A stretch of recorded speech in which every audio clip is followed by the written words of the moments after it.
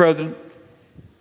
Senator from Oregon. President, before he leaves the floor, and I know the distinguished senator from Ohio is going off to champion yet another cause for workers, the whole question of justice with pensions. I want to thank him for his eloquent remarks, and our colleague from Pennsylvania, Senator Casey, my seatmate on the Finance Committee, Senator Stabenow, and I'll be making some remarks. We may have another colleague or two come, and then Senator Stabenow, on behalf of all of us, will be making a motion with respect to these health programs. But for my three colleagues on the Finance Committee, thank you for your commitment, months and months of commitment around the proposition Senator Brown just said, that this program should have become law a long, long time ago.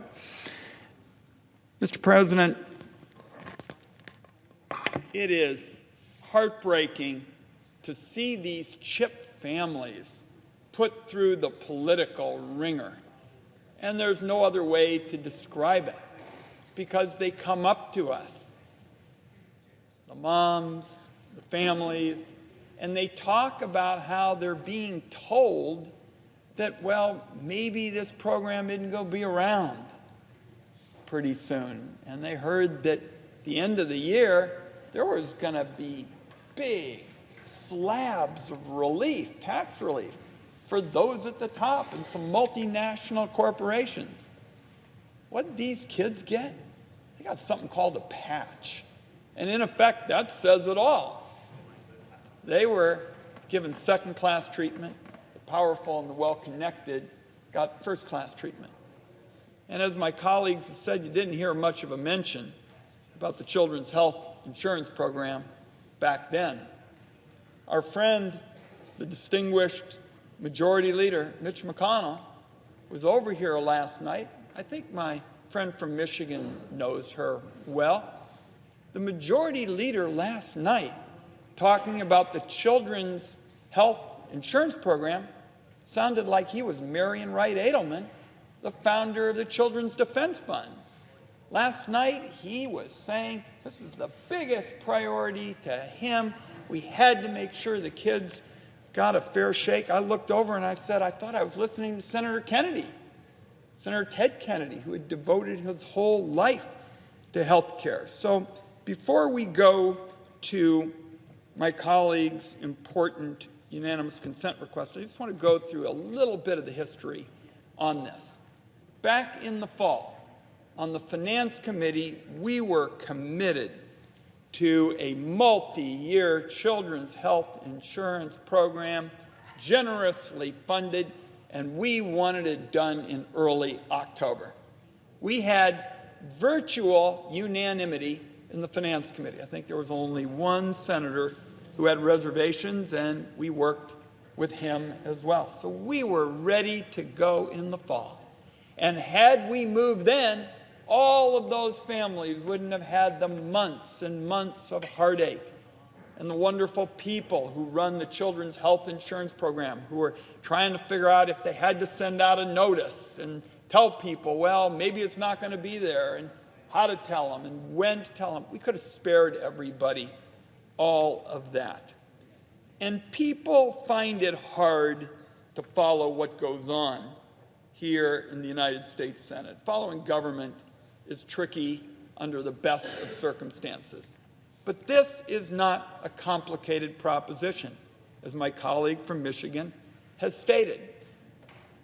The Republicans in Washington, D.C., with respect to the Children's Health Insurance Program, run all of the critical branches of our government that relates to these kids. The presidency, occupied by a Republican. The Senate, run by Republicans. The House, run by Republicans. So all of those institutions could have made it possible for us to take our bipartisan CHIP bill and enact it in October. It could have all happened then. And people are trying to watch this now and wondering why the kids didn't get health care. It didn't have to be this way. I know because Chairman Hatch, who we all admire. 40 years in the proverbial ring. He was a boxer. He's retiring. Because this storied program was so important to him, I spent an enormous amount of my time working both inside and outside the Congress to line up support for this bill. And one of the reasons we moved first in the Senate is we knew we might have some challenges with this program in the other body. And so I spent a lot of my time trying to line up support for a bill that Chairman Hatch felt particularly strongly about because of his history on it, and we could have moved then. But somehow, shortly after the Finance Committee acted in a manner that is really a textbook for how the Senate ought to work, things went off the rails, not because of Democrats, but because immediately after we acted, the other body, the House, went forward with a bill that was ensnarled in partisan fighting to the point where many on our side who believe deeply in the children's health insurance plan couldn't support it because it meant, for example, doing great harm to Medicare and other kinds of programs. So that began this kind of odyssey where for months there was always something more important for the leadership of the three branches of government, the White House, the Senate, and the House, than these kids. That's the bottom line. For 3 months, there was always something more important. So my eloquent colleague, Senator Stabenow, came to the floor during that period, day after day after day, saying, why can't we do this now? Because everything, all the stars are aligned. And again, there was always a reason not to do it. And I will tell you, because we serve on the Finance Committee, it was particularly sad to see how those in December who had power and clout and were well-connected and had lots of lobbyists, their priorities went lickety-split through the United States Senate.